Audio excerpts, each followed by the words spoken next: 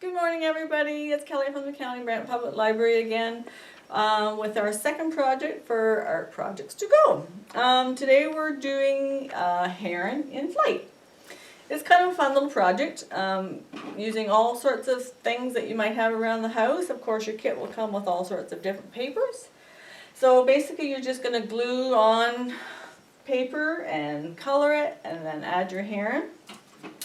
But think about it. Really think about how you're going to lay out your board. You're going to get a nice long skinny one, which is going to be fun. A little different shape canvas this time. So I've started, as you can see, with different pieces of paper, and I didn't do a very good job, so do better than I did. So change up your paper, change up your textures. You'll start looking around your house for different things that you might not have on hand. Different types of cardboard, wallpaper, different types of paper, of course old maps. And you're going to have a map supplied for you for the heron. You know what? And another thing is fancy napkins.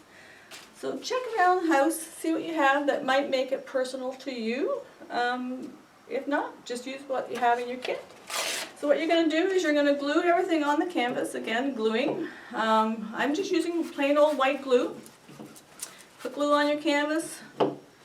Try to put a little bit on the back too, because it actually sticks better if you just glue on. Glue to glue sticks much better.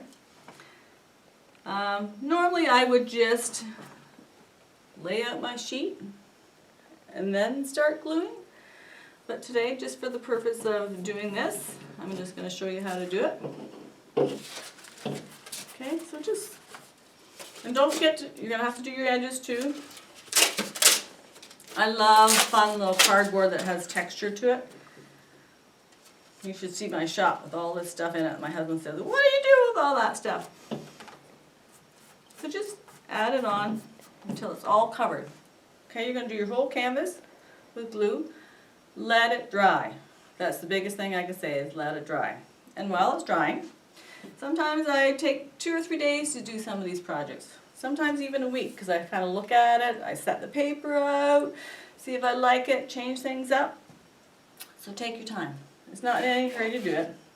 And you know what? You can do all sorts of weird little things. Coffee filters, you can even stain it a little bit.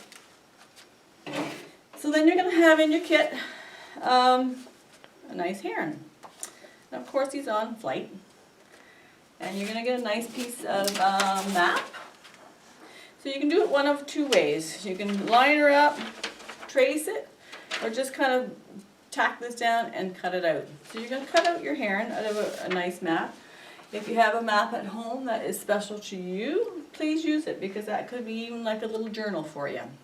We went to Quebec for the weekend, and this is what I found. So put your heron on, and you're going to glue them on after you've got all your paper on there nice and dry. Okay, I'm going to glue them on. And then what I did is I got some black paint, thin black paint, and then I colored all my paper around it very thinly, so you can still see your colors through. And I did more black around the heron than anything, so he really pops out. Okay, so then I've added extra little lines on there. That was just with markers, just to make it a little bit personal. I cut out a little thing on some of the maps.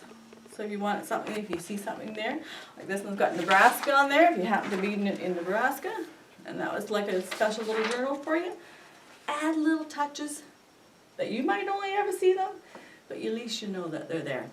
So have fun with this. It's a fun little project. Again, don't do it in a hurry. Line up all your paper nicely and have fun and enjoy. We'll see you soon.